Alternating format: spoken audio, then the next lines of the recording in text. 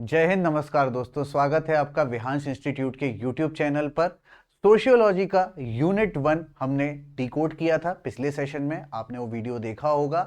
आज से हम एक एक टॉपिक को लेके चलेंगे, लेकिन आज हमें सबसे पहली बात जो यहाँ पर ध्यान रखनी है वो ये है कि सोशियोलॉजी स्वयं एज अ सब्जेक्ट क्या है। सबसे पहले वो बात हमें पता होनी चाहिए। अगर वो बात हमें पता होगी तो हम पढ़ पाएंगे कि सोशियोलॉजी कंप्लीट सिलेबस किस रूप में रहने वाला है। So sociology as a subject, as a branch हमको आज मेनली पढ़ना है, ठीक है। सो सोशियोलॉजी जो है एक बहुत बड़ा डायमेंशन होने वाला है, जहां पर हमको बहुत सारे अलग अलग पर्सपेक्टिव देखने हैं। बट हमने यूनिट 1 जब डिकोड की थी तब मैंने आपसे ये बात बोली थी कि यहाँ पे सारे जो बेसिक टर्मिनोलॉजीज हैं वो ज्यादा रहने वाले हैं। सो जो बेसिक टर्मिनोलॉजीज रहने वाले हैं उसमें सबसे पहली बेसिक टर्मिनोलॉजी कौन सी है? अगर आप अल्फाबेट्स पढ़ते हैं तो सबसे पहला बेसिक वर्ड कौन सा आता है? ए आता है। सो एबीसी जब हम शुरू कर रहे हैं तो सोशियोलॉजी का एबीसी कहां से शुरू होता है? स्वयं सोशियोलॉजी से, कि सोशियोलॉजी क्या होती है, ठीक है। तो एक बिल्कुल आसान सी डेफिनेशन पहले मैंने यहां पर लिखी है सोशियोलॉजी की। क्या होती है सोशियोलॉजी की डेफिनेशन? अगर आप देखेंगे कि हम बात करें अगर किसके बारे में, the study of society and it's institutions. जो समाज है और समाज के जो अलग अलग संगठन बने हुए हैं, जो इंस्टीट्यूशंस बने हुए हैं, उसकी स्टडी को क्या बोला जाता है? तो सर उसकी स्टडी को बोला जाता है सोशियोलॉजी। सोशियो प्लस लॉजी, ठीक है। मतलब एक तरीके से क्या करेंगे, संधि विच्छेद अगर करेंगे हम तो हमको देखने को मिलेगा सोशियोलॉजी। अब अगर हम बात करें कि सोशियोलॉजी जब हम इंडिया के पर्सपेक्टिव में पढ़ते हैं, भारत के पर्सपेक्टिव में जब आप सोशियोलॉजी पढ़ रहे हो तब वो क्या होती है? So the branch of sociology dealing with the Indian society is known as Indology. ये दो डेफिनेशन 3 मार्कर में आ सकती हैं। एक सिंपलिस्टिक वर्जन, जब हम पेपर लिख रहे होते हैं ना तो हमें किसी और राइटर का वर्जन कई बार याद नहीं आता है, सो हम अपना वर्जन जो है आसान सिंप्लीफाइड भाषा में लिख सकते हैं। वो सोशियोलॉजी और इंडोलॉजी के बारे में दिया हुआ है। तो ये तो बात यहां हुई। अब हम मेनली क्या देखेंगे कि सोशियोलॉजी होता क्या है और उसका क्या रेलेवेंस देखने को मिलने वाला है, ठीक है। तो हम सोशियोलॉजी के बारे में बात करेंगे कि सोशियोलॉजी आखिरकार है क्या और किस तरीके से उसका पूरा इमर्जेंस हुआ, पूरी कहानी सोशियोलॉजी की कहां से आती है एज अ सब्जेक्ट, उसके बारे में बात करेंगे। So sociology emerged as an independent social science in the 19वीं सेंचुरी। 19वीं शताब्दी में 1800 से लेके 1899 के बीच में जो है इस चीज का ज्यादा अध्ययन किया गया। चल तो पहले से रही थी, इंसान समाज में पहले से रहता था, ठीक है। इंडस वैली सिविलाइजेशन की बात करो तो वहां पर भी सोसाइटी बनी हुई थी, जहां अपर क्लास सिटाडल में रहती थी और नीचे लोअर क्लास स्मॉल टाउन में रहा करती थी। तो सोशियोलॉजी का सिस्टम तो वहां पर भी बना हुआ था। तो क्या यहां पर आया तभी समझ में आया? नहीं, ऐसा नहीं हुआ। तो सोशियोलॉजी जो है क्या है, ये टर्म पहले से जो है हमारा चल रहा है। So the term sociology it was first used by August Comte. August Comte जो कि क्या कहलाएंगे, सोशियोलॉजी के जनक भी कहलाते, द फादर ऑफ सोशियोलॉजी। अगस्त कॉम्टे द्वारा क्या दिया गया, ये शब्द दिया गया sociology. He is also considered as the father of the sociology. याद रखना ये बात मेरी बहुत ध्यान से, सोशियोलॉजी के जनक या फादर ऑफ सोशियोलॉजी किनको बोला जाता है? अगस्त कॉम्टे को बोला जाता है। इन्होंने शब्द दिया। ये जो शब्द ये डिराइव कहां हुआ? सोशियस से। सोशियस वर्ड का मतलब क्या होता है? कंपेनियन या फिर एसोसिएट। ध्यान रखना इन बातों को। सोशियो का मतलब क्या होता है? कंपेनियन, मतलब साथ में रहने वाले या एसोसिएट्स, ठीक है। साथ ही साथ अगले कौन होते हैं? Logos, which means the study, ठीक है। तो जो कंपेनियन होते हैं, जो एक साथ रहते हैं, उनके बारे में स्टडी करना ही क्या कहलाता है? It is known as sociology. So the John Stuart Mill, इनका नाम याद रखेगा। जॉन स्टुअर्ट मिल जो थे, इन्होंने क्या किया था? एक शब्द दिया था इथोलॉजी। इथोलॉजी क्या होता है कि इसी की एक अलग ब्रांच जो होती है सोशियोलॉजी की, उसके बारे में इनके द्वारा बात की गई। अब सोशियोलॉजी को जो है सोशियोलॉजिस्ट द्वारा अलग अलग डिफरेंट वेज में डिफाइन किया जाता है। कोई एक सिंगल डेफिनेशन नहीं है। मतलब देखो क्या है, बहुत सारे रिसर्चर्स थे, सबने अलग अलग डेफिनेशन दी। सो अलग अलग डेफिनेशंस क्या होती हैं, ठीक है। हमें सबसे पहले क्या याद रखना है, टर्म किसके द्वारा दिया गया? तो टर्म तो दिया गया अगस्त कॉम्टे, ठीक है। स्पेलिंग गलत मत करना, स्पेलिंग एक बार देख लें, AUGUSTE, अगस्त कॉम्टे। इनके द्वारा क्या दिया गया? सोशियोलॉजी टर्म जो है दिया गया। तो कुछ इंपॉर्टेंट डेफिनेशंस जो सोशियोलॉजी की हमको देखने को मिलती हैं वो दी हुई हैं। चलो एक एक करके हम डेफिनेशन सोशियोलॉजी की देखते हैं। सबसे पहले जो स्वयं जनक हैं, ठीक है, कौन, अगस्त कॉम्टे, उनके बारे में बात करते हैं। तो उन्होंने क्या बोला, he define sociology as the science of social phenomena. ठीक है, मतलब क्या, जो आसपास हमारे सोसाइटी में जो घटनाएं हो रही हैं उसको क्या बोला जाता है, सोशियोलॉजी बोला जाता है। सब्जेक्ट टू नेचुरल और इनवेरिएबल लॉज, ठीक है, the discovery of which is the object of investigation. एक प्रथा चली आ रही थी, होता है ना कि बिल्ली ने रास्ता काटा, खड़े हो गए, रुक गए, ऐसा क्यों हो रहा है, एक प्रथा चली आ रही है सर, हमारे पूर्वज रोका करते थे, हम भी रोका करते हैं, चलो ये तो हम इंसान हो गए, हम सोसाइटी को ऐसे फॉलो करते हैं। कभी कुत्तों के बारे में सोचा कि वो हमेशा गाड़ी के पीछे क्यों दौड़ते हैं, ठीक है, शुरू में उन्होंने भी अपने पूर्वजों को देखा होगा कि वो गाड़ी के पीछे दौड़ता है, तो एक प्रथा चली आई, ठीक है। तो यही क्या कहलाता है कि आप ये चीज कर क्यों रहे हो सोसाइटी में, उसके लिए आपको चाहिए क्या, एक ऑब्जेक्टिविटी होनी चाहिए, एक सोच होनी चाहिए इन्वेस्टिगेशन करने की कि वो चीज हो क्यों रही है। तो इस कॉन्सेप्ट को डिराइव किसने किया, अगस्त कॉम्टे द्वारा इस चीज को डिराइव किया गया।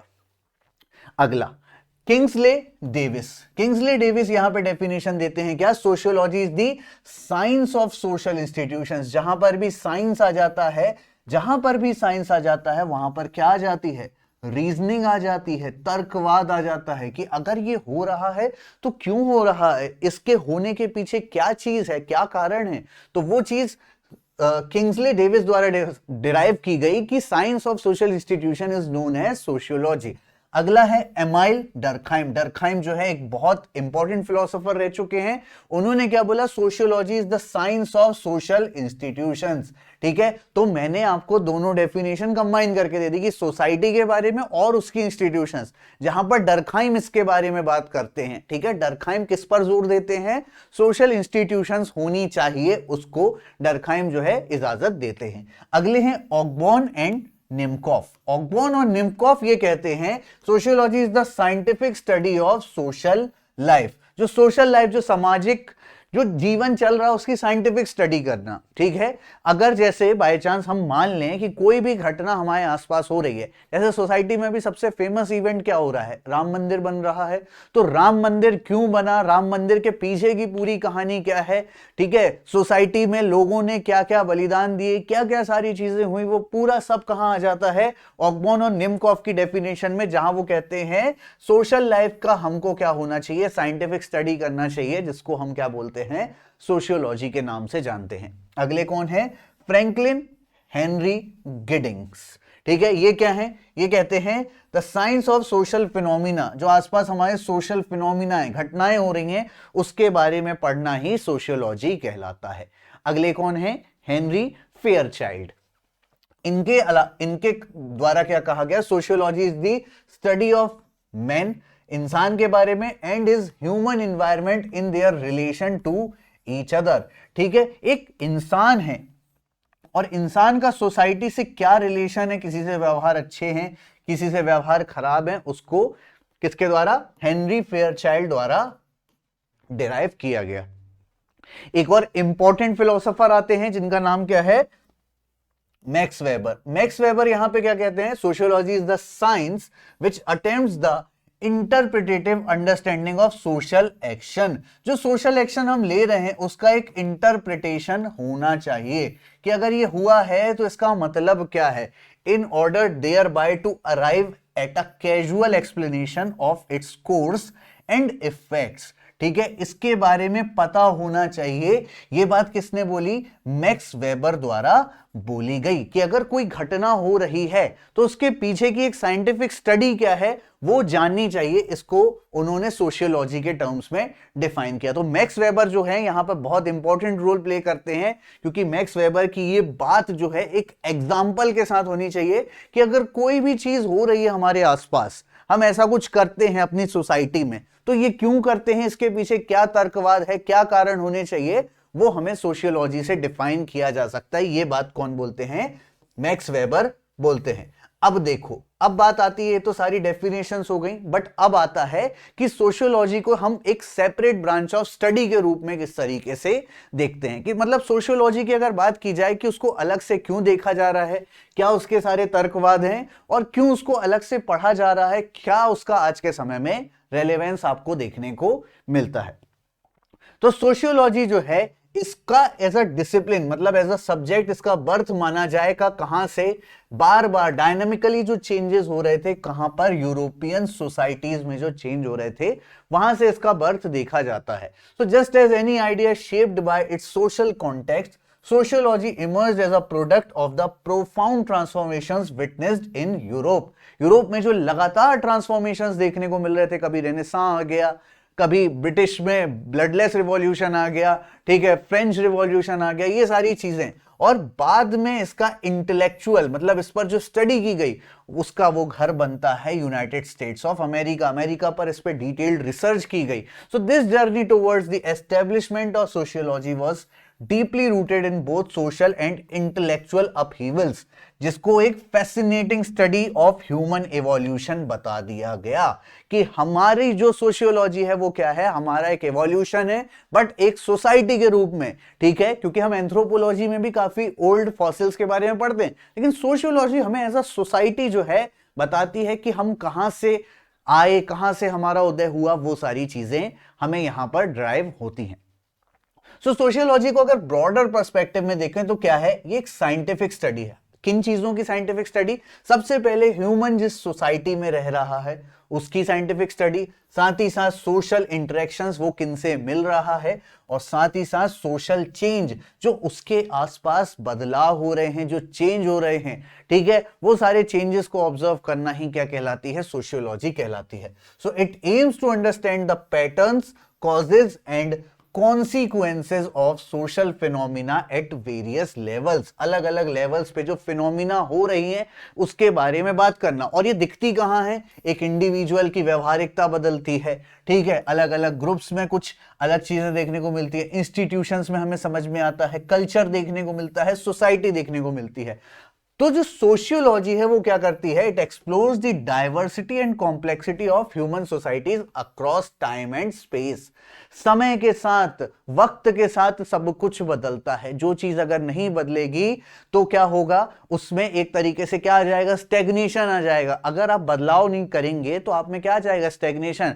एमबीबीएससी अगर अपना सिलेबस नहीं बदलता तो उस पर भी क्या आ जाता, स्टेग्नेशन आ जाता। वही पुराना सिलेबस, नया मोटिवेशन, नई तैयारी, ये सारी चीजें किस तरीके से हैं, ये दर्शाती हैं कि चेंज जो है वो प्रकृति का नियम है, बदलाव ही प्रकृति का नियम है, ये चीजें बताई जाती हैं। उसी तरीके से सोशियोलॉजी भी एक डायनेमिक सब्जेक्ट है। आप ये नहीं बोल सकते कि एक बार ये सब्जेक्ट बन गया उसके बाद कभी कोई चेंजेस इसमें नहीं आ सकते, बिल्कुल चेंजेस आ सकते हैं। तो sociology is different from other branches of study, क्योंकि यहां पे क्या है, ह्यूमनिस्टिक वैल्यूज भी हैं, मतलब जो हम सोशल साइंसेज में पढ़ते हैं, और साथ ही साथ नेचुरल साइंसेज भी देखने को मिलती है, जो हम विज्ञान में पढ़ते हैं, वो सारी चीजें भी।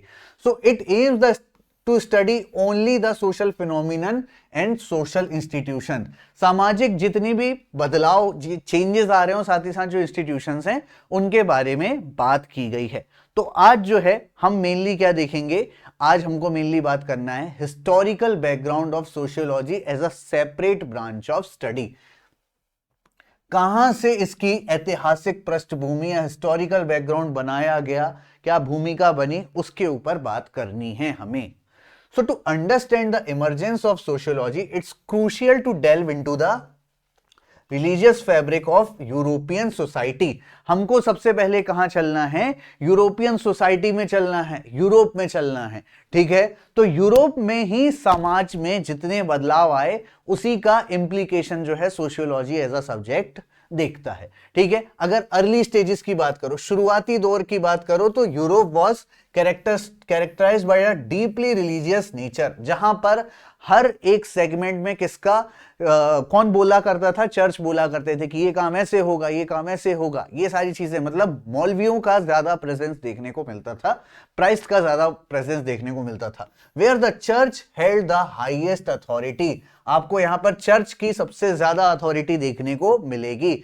social life and interpersonal relation were profoundly influenced by religious worldviews। क्या होता था कि अगर रिलीजन ने बोला तभी वो चीज होगी, वरना वो चीज नहीं होगी। ऐसे ना जाने कितने फिलोसोफर्स हुए थे जिन्होंने कोई नया रिसर्च किया तो उनको बलि चढ़ा दिया जाता था, उनको फांसी दे दी जाती थी, क्योंकि वो अपने धर्म के खिलाफ बोल जाया करते थे।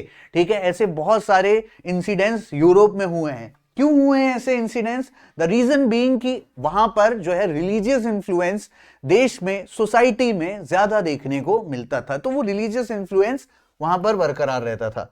अब जो है होता क्या है, 18th और 19th सेंचुरी में जब हम देखते हैं तो सोशियोलॉजी एक डिस्टिंक्ट डिसिप्लिन के रूप में देखने को मिलता है। कहां पर? यूरोप में, जहां पर क्या होता है, बहुत सारे सोशल, इकोनॉमिक और पॉलिटिकल ट्रांसफॉर्मेशन हमको यहां देखने को मिलते हैं। 18वीं और 19वीं शताब्दी की अगर बात करें तो यूरोपियन सोसाइटी में रैपिड चेंजेस हुए, लगातार बदलाव हो रहा था। कहीं फ्रेंच रिवॉल्यूशन हो रहा था, कहीं ग्लोरियस रिवॉल्यूशन ऑफ इंग्लैंड हो रहा था, ये सारी चीजें वहां पर देखने को मिल रही थी। ऐसे में नए सोशल स्ट्रक्चर्स, नए इंस्टीट्यूशंस, सारे नए बदलाव देखने को मिल रहे थे। यूरोप में क्या चल रहा था? यूरोप में रैपिड इंडस्ट्रियलाइजेशन चल रहा था। अभी जब हम फैमिली वाला कॉन्सेप्ट पढ़ेंगे तो हमको इंडस्ट्रियल रिवॉल्यूशन से गुजरना पड़ेगा। उसके अलावा न्यू बैंकिंग, फाइनेंस इंस्टीट्यूशंस, ये सब भी ओपन हो रहे थे। तो बहुत सारे कॉन्सेप्ट जो हैं बीच में हमको देखने को मिलते हैं। ठीक है, बाद में जो है लेटर बहुत सारे इंटेलेक्चुअल्स ने क्या किया, इसको पूरे वर्ल्ड में अप्लाई कर दिया कि सोशियोलॉजी सिर्फ यूरोप के बारे में नहीं है, इसमें तो पूरे वर्ल्ड के बारे में स्टडी होनी चाहिए। और जो सोसाइटीज हैं, साथ ही साथ इंस्टीट्यूशंस, वहां पर बहुत सारे नंबर ऑफ सोशियोलॉजिस्ट वहां पर क्या करते थे, इन बातों को बताते थे।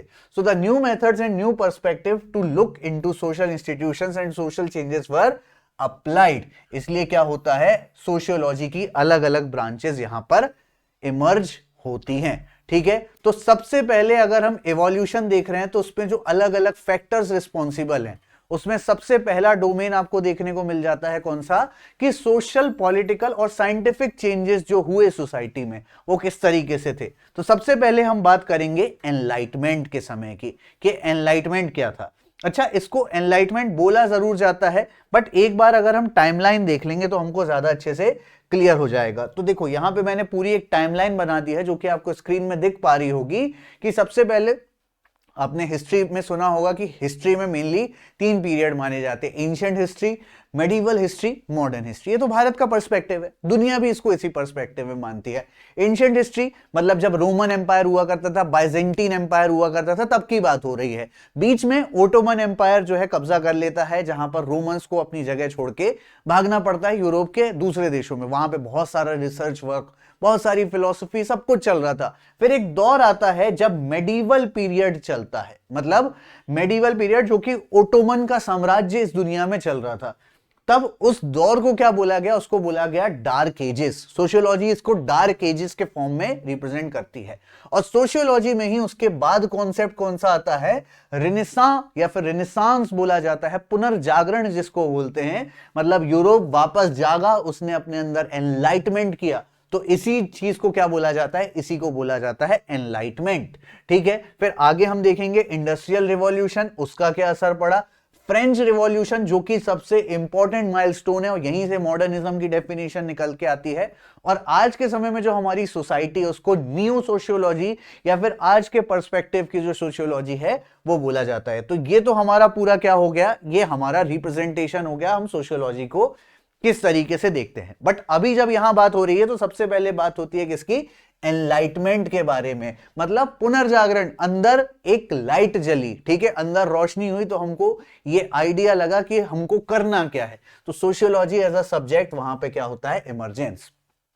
अच्छा, रेनेसां खाली एक इवेंट नहीं था, it was an intellectual awakening, जहां पे बहुत सारे साइंटिफिक आइडियाज क्या हुए, उजागर हुए। ठीक है, अलग अलग पेंटिंग्स बनाई गई, अलग अलग इंफ्रास्ट्रक्चर बनाए गए, आर्किटेक्चर को भी बढ़ावा मिला, सारी चीजें चलती गई। ठीक है, so the society gradually transitioned into a more rational and critical mode of thinking, जहां पर हम ज्यादा रेशनल हो गए, ज्यादा सोचने लगे कि ये चीज हो रही है तो क्यों हो रही है। ठीक है, although not without encountering resistance and unrest. ठीक है, लेकिन बहुत ज्यादा रेजिस्टेंस तो हुआ, अनरेस्ट तो हुआ, क्योंकि कोई भी बदलाव आएगा तो वहां पे कभी ना कभी ये चीज तो होनी है कि लड़ाइयां होनी है। अब देखो, जब 5 अगस्त 2019 को जम्मू कश्मीर से 370 आर्टिकल 370 का स्टेटस हटाया गया, तब वहां पे भी बहुत सारा रेजिस्टेंस, खास करके हमारे पड़ोसी मुल्क जिनको हमसे हमेशा बहुत ज्यादा प्रेम मोहब्बत रहती है, उनको भी काफी तकलीफ हुई। तो उन्होंने क्या दिखाया? रेजिस्टेंस दिखाया, सोसाइटी में एक चेंज हुआ, एक बदलाव आया। अच्छा चलो, वो तो ठीक है, हमारे देश में भी कई लोग ऐसे थे जिनको इस बात से तकलीफ हो गई कि 370 कैसे हटा दिया, मतलब पत्थर फेंकना तो अच्छी बात होनी चाहिए उनके हिसाब से, ठीक है, तो ये सारी चीजें कैसी कर दी। तो बेटा चेंज जब आता है ना, तो चेंज उस पर्सपेक्टिव में रहता है कि जब सोसाइटी का कोई वर्ग ऐसा रहता है जिसको उस काम से तकलीफ होनी है, वो काम देखो हो सकता है ना, सिक्के के दो पहलू होते हैं, वो काम अच्छा भी हो सकता है, बुरा भी हो सकता है। सो वो तकलीफ सामने वाले को हो सकती है, वो एक रेजिस्टेंस वो सामने वाला क्रिएट कर सकता है, अनरेस्ट। सो ऐसी सिचुएशंस भी बनी। एनलाइटमेंट को क्या बोला जाता है? इसको एक फिलोसॉफिकल मूवमेंट बोला जाता है that challenge the traditional authority of religion, monarchy and aristocracy. जब धर्म, साथ ही साथ राजा और एरिस्टोक्रेसी, जो बड़ी क्लासेस हुआ करती थी, उन सबकी ट्रेडिशनल अथॉरिटी, उसको हिलाकर रख दिया गया। उस चीज को बोला गया कि हमेशा यहां पे कॉन्सेप्ट क्या चलता था, अभी मैं आपको फ्रेंच रिवॉल्यूशन भी बताऊंगा अच्छे से, वहां पे ये कॉन्सेप्ट चलता था, राजा का बेटा राजा बनेगा, ठीक है। लेकिन इस कॉन्सेप्ट को हिलाया गया और आगे चल के ये चीज बनी कि अब जो काबिल होगा वही राजा बनेगा। सो ये यहां पे क्या, तर्कवाद, रीजन, रेशनैलिटी, और साथ ही साथ इंडिविजुअलिज्म। इंडिविजुअलिज्म मतलब जहां पर मानव स्वयं के विकास के बारे में भी सोचे। अब देखो, ये दो कॉन्सेप्ट होते हैं, एक होता है नेशनलिज्म और एक होता है इंडिविजुअलिज्म। नेशनलिज्म क्या होता है? जब हम यूनाइटेड होकर अपने देश के बारे में सोच रहे होते हैं, ऐसे देश के हित में ये पॉइंट सही है तो मुझे ये काम करना चाहिए, बट मेरी पर्टिकुलर हित में ये वाला काम सही है तो मुझे ये भी करते रहना चाहिए। अल्टीमेटली उससे देश को फायदा होना चाहिए, ऐसा भी नहीं कि मैं कोई ऐसा काम करूं कि देश को फायदा नहीं हो रहा। सो इंडिविजुअलिज्म और नेशनलिज्म ये दो अलग कॉन्सेप्ट हो जाते हैं जिनके बारे में देखने को मिलता है। So it also fostered a spirit of curiosity, मतलब क्यों हो रहा है, ठीक है, साथ ही साथ इंक्वायरी, क्रिटिसिज्म, ये सब इंटेलेक्चुअल्स और थिंकर्स के बीच में इनको यहां पर देखने को मिलता है। So the enlightenment and sociology were both products of the modern era that marked a radical change from the traditional thinking, ठीक है, वही पुरानी रूढ़िवादी सोच से आगे बढ़कर हमें ट्रेडिशनल थिंकिंग से आगे बढ़कर कहां जाना है? रेडिकल थिंकिंग, ठीक है। So ultimately it led to the development of human knowledge, culture and society. इसकी डेवलपमेंट के बारे में यहां बात की गई।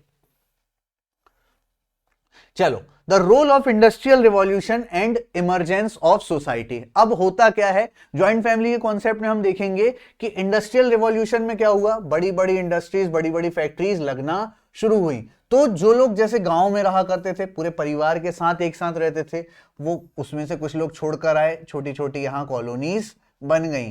तो ये क्या हो गया? अर्बनाइजेशन हो गया। इंडस्ट्री जहां बनती है वहां पे क्या हो जाता है? अर्बनाइजेशन हो जाता है, ठीक है। तो ये अर्बनाइजेशन के कारण न्यूक्लियर फैमिली का कॉन्सेप्ट हमें यहां देखने को मिलेगा।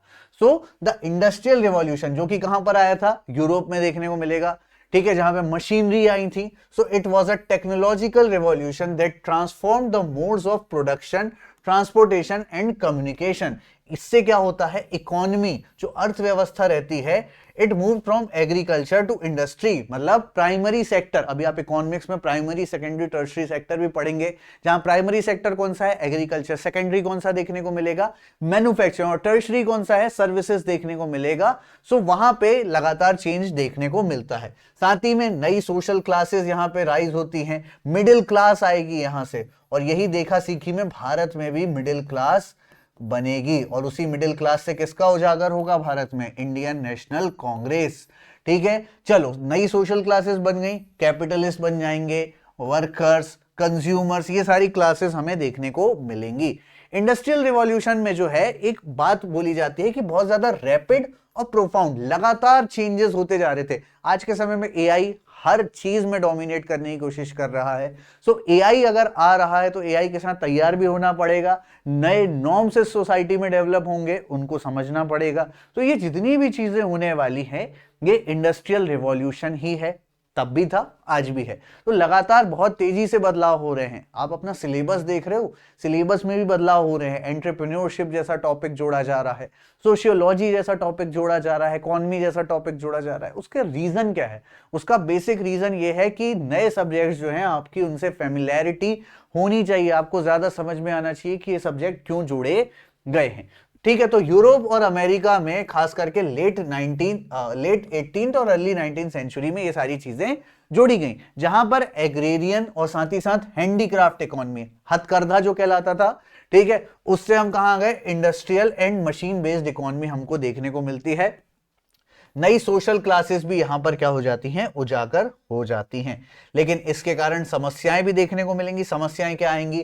जैसे पॉवर्टी, क्राइम, पॉल्यूशन, ये सारी समस्याएं भी यहां पर उजागर होती हुई, बढ़ती हुई दिखेंगी। अब मैंने आपको बताया इंडस्ट्रियल रिवॉल्यूशन के कारण सबसे पहला चेंज क्या आया? सबसे पहला चेंज आया अर्बनाइजेशन, जिसको हिंदी में क्या बोला जाता है? शहरीकरण। रूरल एरियाज से लोग अर्बन एरियाज की ओर आना शुरू करेंगे। सो ये क्या था? एक डेमोग्राफिक प्रोसेस होता है जहां पर it increase the population and size of cities. शहरों की ओर ज्यादा लोग आने लगे, ठीक है, और गांव से लोग कहां की ओर आने लगे? शहरों की ओर। तो इसी को बोला जाता है rural to urban migration.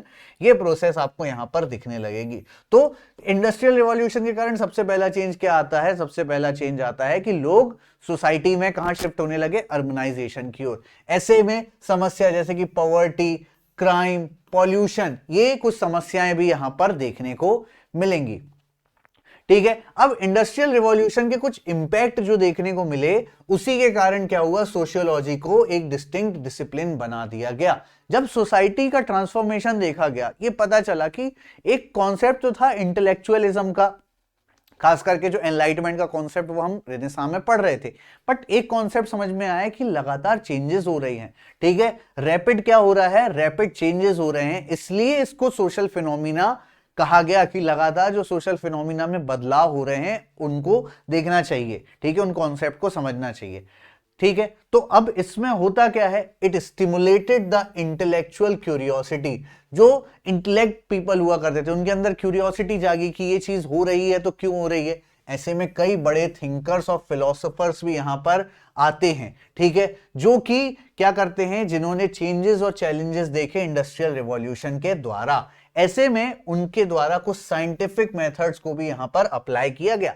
Like हम किसी भी चेंज का नेचर जान पाए, उसका ओरिजिन जान पाए, उसकी डेस्टिनी जान पाए, क्योंकि हिस्ट्री में कोई भी चीज होती है तो उसके पीछे कुछ वजह होती है। उस वजह के कारण ही वो चेंज एप्लीकेबल हो पाता है सोसाइटी में।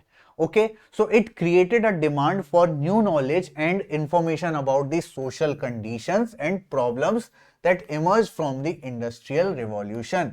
इंडस्ट्रियल रिवॉल्यूशन से जो चेंजेस सोसाइटी में स्पेसिफिकली देखने को मिल रहे थे, ऐसे में इसके लिए हमें एक ज्यादा रिलायबल डेटा चाहिए था। बिना डेटा के आज के समय में कुछ नहीं हो सकता। बड़ी बड़ी कंपनीज के पास आपका डेटा होता है, उसी में वो सारी चीजें देखती हैं। स्टैटिस्टिक्स होना चाहिए जिससे हम चीजों को मॉनिटर कर पाए, चीजें समझ पाए। इसलिए क्या शुरू हो गया? अलग अलग सर्वे, सेंसस, जनगणना शुरू हुई।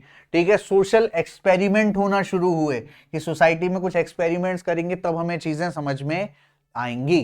ठीक है, तो ऐसे में नए कॉन्सेप्ट, थ्योरीज डेवलप हुई, खास करके जो स्ट्रक्चर, ठीक है, कल्चर और वैल्यूज, इन सब के बारे में जानने पर ज्यादा फोकस किया करती थी। ठीक है, ये यहां पर मेन बात हो गई। अब इसके अंदर और क्या चीजें आई? New forms of social action and intervention that aimed to improve or reform the social conditions. नए प्रकार के सोशल एक्शंस भी यहां पर लिए जाने लगे।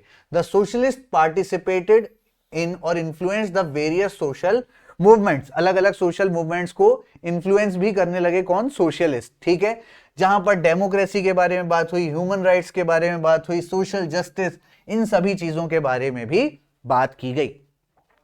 अब ये जो टाइमलाइन में हमने देखा, ये हमने मेनली क्या देखा? जहां पर हम बात करते हैं कि एंशिएंट पीरियड तो चल रहा था, एंशिएंट पीरियड के अलावा और कौन सी चीज आती है? मेडिवल पीरियड, रिनेसां, और हमने इंडस्ट्रियल रिवॉल्यूशन तक पहुंच गए। ठीक है। अब इसके बाद अगली बात क्या आती है, the French revolution and the development of sociology. अब French revolution and the development of society, अब यहां पे क्या पर्सपेक्टिव आता है, it was a political revolution that overthrew the feudal system, जहां पे समाज में फ्यूडल सिस्टम को उखाड़कर फेंक दिया गया, and established a republic based on the principles of liberty, equality and fraternity. तीन शब्दों के दम पर पूरा फ्रेंच रिवॉल्यूशन हो गया। ठीक है। फ्यूडल सिस्टम क्या होता है, जमींदारी प्रथा जो भारत में कहलाती है ना, कि बड़े बड़े जमींदार छोटे छोटे पीजेंट्स के साथ नाइंसाफी किया करते थे, वो सारी चीज को ही क्या बोला जाता है, फ्यूडल सिस्टम बोला जाता है। सो यहां पर जो है डेमोक्रेसी, नेशनलिज्म, ह्यूमन राइट्स, इसकी यूरोप में बात होना शुरू हो गई। फ्रेंच रिवॉल्यूशन जो कि 17 मई 1789 को, ठीक है, जुलाई 1789, 14th ऑफ जुलाई 1789 में शुरू हुआ था। ठीक है। उसको देखते देखते क्या हुआ, ये फिलॉसफी पूरे यूरोप में फैलने लगी। नेपोलियन बोनापार्टे जब किसी भी देश में युद्ध करने जाएगा तो वहां पर भी लिबर्टी, इक्वालिटी, फ्रेटर्निटी, इन सारी चीजों की बात की जाएगी। तो ये सब कुछ चला। और मेनली अगर हम बात करें तो सोशियोलॉजी को साइंटिफिक स्टडी ऑफ सोसाइटी भी यहां पर टर्मिनोलॉजी दे दी गई 1789 से 1799 के बीच में, जहां पर it was a political and social upheaval that challenge the existence order of feudalism. साथ ही साथ मोनार्की एंड रिलीजन, इन पर क्या हुआ, इन पर उसका असर देखने को मिला। ठीक है। अब इसमें होता क्या है, एक बार मैं जल्दी से आपको स्ट्रक्चर दिखा देता हूं फ्रेंच सोसाइटी का। तो फ्रेंच सोसाइटी, फ्रेंच रिवॉल्यूशन हमने देखा, इसका जो स्ट्रक्चर है कुछ इस तरीके से देखने को मिलता है। तो ये जो फ्रेंच सोसाइटी है ये एस्टेट सिस्टम पर चलती थी। जिस तरीके से भारत में अलग अलग क्या होती हैं, क्लासेस होती हैं, upper class, middle class, lower class, उसी तरह फ्रेंच में क्या होता था, एस्टेट सिस्टम चलता था, जहां पे फर्स्ट एस्टेट को क्या बोला जाता था, क्लर्जीज। ये मेनली कौन हुआ करते थे, जितने भी पंडित, पुरोहित, एक तरीके से बोला जाए प्रीस्ट यहां पे हुआ करते थे, वो सब। तो ये पूरी सोसाइटी को इन्फ्लुएंस करते थे। अब ट्राइंगल बना हुआ है, मतलब इनकी संख्या कम हुआ करती थी। सेकेंड एस्टेट नोबिलिटी, जो कि राजा वगैरह हुआ करते थे, थोड़ी कम इंपॉर्टेंस, लेकिन थोड़े संख्या में ज्यादा, लेकिन इंपॉर्टेंट हुआ करते थे। और थर्ड एस्टेट में आ जाते हैं बिजनेसमैन और पीजेंट्स। ठीक है। तो ये मेनली मिडिल क्लास और लोअर क्लास यहां पर आ जाता था। ये सबसे ज्यादा टैक्स दिया करते थे, सबसे ज्यादा पॉपुलेशन और सबसे कम जमीन। ये सबसे ज्यादा टैक्स लिया करते थे, सबसे कम पॉपुलेशन और सबसे ज्यादा जमीन। तो इस तरीके से स्ट्रक्चर था। लेकिन फ्रेंच रिवॉल्यूशन जो 1789 14th ऑफ जुलाई को होता है, उसमें पूरी यहां की फिलॉसफी, यहां की पूरी कहानी क्या हो जाती है, चेंज हो जाती है। तो उसी तरीके से अब हम जब सोशियोलॉजी की बात करेंगे तो फाउंडिंग फादर्स ऑफ सोशियोलॉजी जैसे कि कौन रहे हैं, अगस्त कॉम्टे जो कि फादर हैं, ठीक है, एमाइल डर्कहाइम, और साथ ही साथ कार्ल मार्क्स जिन्होंने सोशलिज्म का पूरा सिद्धांत दिया, कम्युनिज्म पे बात की। ठीक है। इन्होंने भी फ्रेंच रिवॉल्यूशन से काफी कुछ सीखा और वहीं पे इन्होंने बहुत सारी चीजों को क्या किया, बताया, डिफाइन किया। जैसे कॉम्टे तो कहते हैं सोशियोलॉजी को इन्होंने टर्म डिफाइन करा और उन्होंने कहा कि it is defined as the science of society, जहां पर सोसाइटी का विज्ञान हो कि किस तरीके से सोसाइटी काम करेगी। इनकी अप्रोच कैसी थी, पॉजिटिविस्ट अप्रोच थी टू दी सोशियोलॉजी, जिसका मेन मकसद क्या था, to discover the laws governing social order. कौन से ऐसे कानून होते हैं जिनसे सोसाइटी चलती है। जैसे भारत का कानून चलता है किससे, इंडियन पीनल कोड, आईपीसी से, लेकिन भारत का सुप्रीम लॉ कौन सा है, द कॉन्स्टिट्यूशन ऑफ इंडिया, जो पूरी सोसाइटी को गवर्न करता है कि किसके क्या राइट्स होने चाहिए। So he also classified the stages of human history into theological, metaphysical and positive stages. ठीक है। अब देखो ये होता क्या है, इनके द्वारा डिस्क्राइब किया गया। मतलब पहला थियोलॉजिकल, थियोलॉजी मतलब क्या होता है, सुपर नेचुरल एक्सप्लेनेशन, जहां पे हम प्रकृति से ऑब्जर्व करके चीजों को समझ पाते हैं। दूसरा मेटाफिजिकल, जहां पर हम एब्स्ट्रैक्ट प्रिंसिपल से कुछ चीजों को समझते हैं। ठीक है। और तीसरा होता है क्या, पॉजिटिव, जो कि एम्पेरिकल ऑब्जर्वेशन, मतलब सोसाइटी में कुछ जैसे 100 लोग हैं, उसमें से 10 लोगों को ऑब्जर्व करेंगे और उस पर हम एक फिनोमिना बता पाएंगे कि ये जो प्रोसेस हो रहा है किस तरीके से हो रहा है। ठीक है। तो फ्रेंच रिवॉल्यूशन में भी ये सारे आइडियाज दिए गए। किन किन के द्वारा दिए गए तो एक एक करके हम देख लेते हैं, जिसमें सबसे पहले आते हैं रोसियो। ठीक है। जीन जैक रोसियो, ठीक है। क्लास 9th का फ्रेंच रिवॉल्यूशन एनसीईआरटी में दिया हुआ है, वहीं से ये सारे नोट्स निकाले गए हैं ताकि आपको एज हो जाए। तो ये जो फिलोसोफर थे जिन्होंने नेचुरल राइट्स, पॉपुलर सोवरेनिटी और साथ ही साथ सोशल कॉन्ट्रैक्ट, एक कॉन्ट्रैक्ट होता है ना कि एक मकान मालिक होता है और एक किराएदार होता है, उनके बीच में क्या होता है, कॉन्ट्रैक्ट होता है। उसी तरीके से ये सोशल कॉन्ट्रैक्ट जैसा इन्होंने फिनोमिना दी थी, that human beings are born free and equal but are corrupted by society. आते तो फ्री हैं लेकिन इस सोसाइटी में आके क्या हो जाते हैं, करप्ट हो जाते हैं, भ्रष्ट हो जाते हैं। इसके बारे में बात की गई। He advocate his ideas in the book the social contract, ठीक है, उसके बारे में बात की गई। The discourse on the origin of inequality, इन किताबों के नाम पूछे जा सकते हैं तो इस बात को याद रखना। रोसियो ने कौन सी बुक लिखी, द सोशल कॉन्ट्रैक्ट, इसको याद रखना।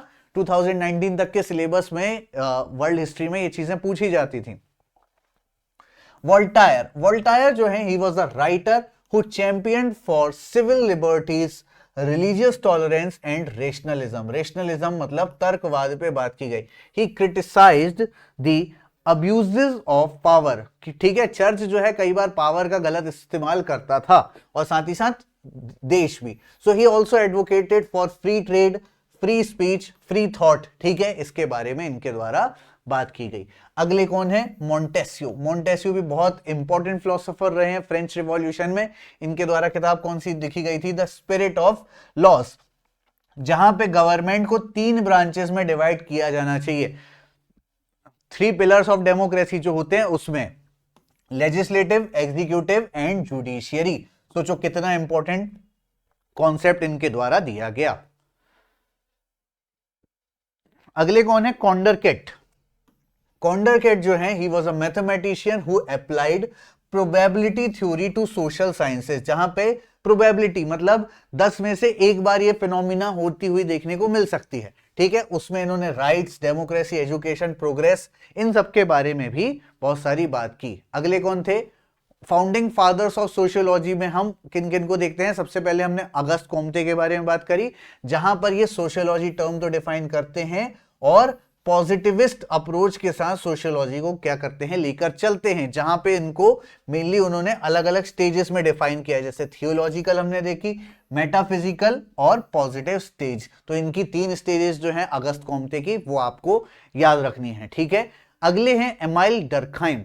ये जो थे, ये कौन थे, फ्रेंच सोशियोलॉजिस्ट, और इन्होंने सोशियोलॉजी को एज अ एकेडमिक डिसिप्लिन ही पूरा क्या किया, एक्सप्लेनेशन दिया, जहां पर सोशल फैक्ट्स के बारे में स्टडी करवाई गई कि ये चीज होती है तो किसी फैक्ट के आधार पर होती है, ठीक है। सोशल फिनोमिना देखी गई, जहां पे डिवीजन ऑफ लेबर, कि अगर ये काम है तो कौन करेगा, ये काम है तो कौन करेगा, वुमेन और मेन के बीच में कितना डिवीजन ऑफ लेबर रहेगा, वो सारी चीजें। रिलीजन के बारे में बात की, सुसाइड जैसी घटनाएं भारत में नहीं पूरे देश में, दुनिया में क्यों होती हैं, उसके बारे में बात करी। सुसाइड भी जो है, it is also a sociological phenomena. क्यों होता है, सोसाइटी के कारण होता है। सोसाइटी जब प्रेशर डालती है उसके कारण सुसाइड जैसी घटनाएं होती हैं। तो डर्कहाइम ने काफी सारे कॉन्सेप्ट बताया और डर्कहाइम के जो कॉन्सेप्ट हैं आज के समय में बहुत ज्यादा रेलेवेंट है, ठीक है। तो इनके पीछे के कॉजेज और कॉन्सिक्वेंसेस डर्कहाइम द्वारा एक्सप्लेन किए गए थे। अगला है जो कार्ल मार्क्स द्वारा कॉन्सेप्ट दिए गए। कार्ल मार्क्स जो थे जर्मन फिलोसोफर थे, जर्मनी से थे। लोग कंफ्यूज कर लेते हैं कि यूएसएसआर से थे, जर्मनी से थे। वहां पे फिलोसफी दी जो अप्लाई कहां हुई, रशिया में जाके हुई, ठीक है। He argued that the society is divided into classes. Society जो है किसमें बटी हुई है, क्लासेस में बटी हुई है, upper class, middle class, lower classes. और यहां पे इन्होंने एक और कॉन्सेप्ट दिया था कि अमीर और ज्यादा अमीर होते जा रहे हैं, गरीब और ज्यादा गरीब होते जा रहे हैं। तो मार्क्स का जो था एक क्रिटिकल पर्सपेक्टिव था किस पर, सोसाइटी पे, और साथ ही साथ it was based on historical materialism, ठीक है, कि ये चीज जो है पहले से हिस्टोरिकली सब कुछ क्या किया जा रहा है, डिटरमाइन किया जा रहा है सारी चीजें। तो ऐसे में उन्होंने जो है एक कम्युनिज्म का सिद्धांत दिया, जहां पर सब कुछ सेंट्रली गवर्न किया जाएगा, ओनरशिप और इक्वालिटी सब कुछ बराबर रहेगा, और सारी सुविधाएं कौन अवेलेबल करवाएगी, गवर्नमेंट अवेलेबल करवाएगी। फाइनली मैक्स वेबर जो कि एक जर्मन फिलोसोफर सोशियोलॉजिस्ट रह चुके हैं, उनकी अप्रोच क्या थी, वर्स थिन अप्रोच थी सोशियोलॉजी के प्रति, जो कहती थी to aim at to understand the meanings and motives behind human actions. अगर ह्यूमन कोई एक्शन ले रहा है तो क्यों ले रहा है, उसके पीछे प्रॉपर फिलॉसफी होनी चाहिए। He also compare different types of authority, अलग अलग प्रकार की authority such as traditional, charismatic and legal rational authority. ये सारी चीजें भी बिहाइंड द सीन, बीटीएस जो होता है ना, बिहाइंड द सीन हमें पता होना चाहिए कि अगर कोई चीज हो रही है तो वो क्यों हो रही है। ठीक है, चलो अब सोशियोलॉजी का डेवलपमेंट खास करके 20वीं और 21वीं शताब्दी में हुआ, जहां पे हमने बात करी किसके बारे में, जहां पर हमने बात करी नियो सोशलिज्म के बारे में, नियो सोशलिज्म जैसे कॉन्सेप्ट के बारे में हमारे द्वारा बात की गई। तो ये क्यों हो रहा है, अभी भी चेंजेस क्यों हो रहे हैं, क्योंकि मैंने बताया डायनेमिक है ये सब्जेक्ट।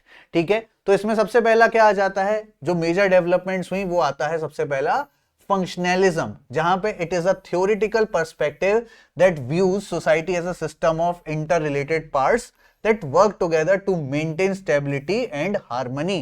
ठीक है, स्टेबिलिटी हार्मनी दोनों की जरूरत होगी। फंक्शनलिज्म की मतलब एक के बदले ही दूसरा काम कर पाएगा, एक मैकेनिज्म चलेगा तब दूसरा मैकेनिज्म काम कर पाएगा। कॉन्फ्लिक्ट थ्योरी, ये जो है कॉन्फ्लिक्ट थ्योरी क्या है, it is a theoretical perspective that views society as a system of groups, जहां अलग अलग ग्रुप्स डिवाइड हैं और ये क्या कर रहे हैं, वो एक दूसरे से लड़ रहे हैं फॉर स्कार्स रिसोर्सेज। नदी है तो उसके पीछे क्या हो रहा है, विवाद हो रहा है। कोई भाषा है तो उसके पीछे क्या हो रहा है, विवाद हो रहा है। तो ये सारी सिचुएशन, कोई लैंड का पीस है तो उसके पीछे क्या हो रहा है, विवाद हो रहा है।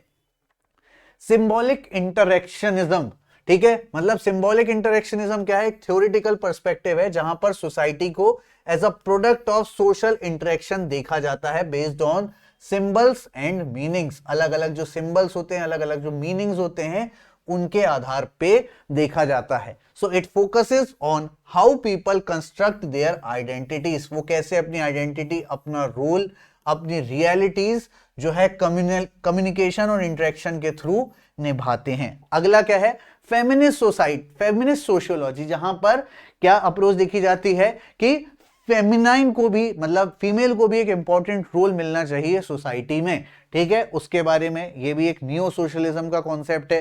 ठीक, इसके बाद क्या आता है, पोस्ट मॉडर्न सोशियोलॉजी, मतलब आज के समय में कुछ चीजों की वैलिडिटी और ऑब्जेक्टिविटी जो कि कंटेम्पररी सोसाइटी, आज के समय जो सोसाइटी चल रही है उसमें ऐसा क्यों हो रहा है, वो सारी चीजों पर यहां पे क्वेश्चन मार्क लगाए जाते हैं और ऐसा क्यों होता है और उसकी मेटा थ्योरीज क्या दी जाती हैं, मतलब एक्सट्रैक्ट फॉर्म में वो क्यों चल रहा है, इसके बारे में बात की जाती है। रेलेवेंस क्या है सोशियोलॉजी की, मतलब क्यों सोशियोलॉजी पढ़ रहे हैं, तो अपना कंक्लूजन आ गया यहां पे कि सोशियोलॉजी जो है आज के समय में क्यों पढ़ाया जा रहा है, सिलेबस में क्यों पढ़ाया जा रहा है। बेटा सोसाइटी की आपको नॉलेज जितनी ज्यादा होगी आप उतने अच्छे से समझ पाओगे, रिलाय कर पाओगे कि आपको सोसाइटी में किस तरीके से रहना है और सोसाइटी में शांति व्यवस्था हमेशा कैसे कायम रखी जा सकती है। तो सोशियोलॉजी में जो है सबसे पहले हम सोशल चेंज को समझ पाएं, इसलिए सोशियोलॉजी जरूरी है। लाइक एक बहुत अच्छी फिनोमिना है ग्लोबलाइजेशन, दुनिया के किसी देश में कुछ हो रहा होता है उसका असर भारत में देखने को मिलता है। ठीक है, वो ग्लोबलाइजेशन है। अर्बनाइजेशन, माइग्रेशन, ये सारी समस्याओं को समझना। सोशल प्रॉब्लम्स, समाज में क्या प्रॉब्लम्स हैं, खास करके पॉवर्टी, क्राइम, वायलेंस, ये सब जो बढ़ रहा है इसको देखना। सोशल पॉलिसी, सोशियोलॉजी में नई नई पॉलिसीज जो प्रोग्राम्स गवर्नमेंट इंप्लीमेंट करती है वो कैसे करती है। अब होता क्या है कि मध्य प्रदेश में बहुत ज्यादा कन्या भ्रूण हत्या की जाती थी, तो मध्य प्रदेश सरकार को ये बात समझ में आई कि यहाँ पे सोसाइटी में क्या हो रहा है, कन्या भ्रूण हत्या बहुत ज्यादा देखने को मिल रही है।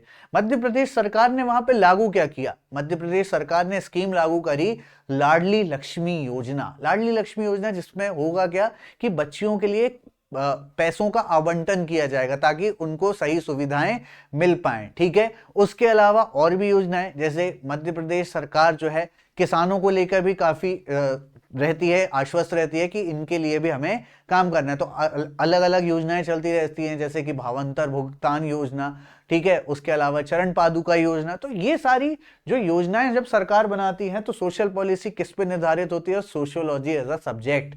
इतनी बड़ी पॉलिसी मेकिंग आपको क्या लगता है कौन करते होंगे, नेता करते होंगे? ऐसा बिल्कुल नहीं होता है। जो सोशियोलॉजी पढ़े हुए लोग रहते हैं, खास करके ऑफिसर्स रहते हैं, वो इस चीज को ज्यादा अच्छे से डिटरमाइन कर पाते हैं।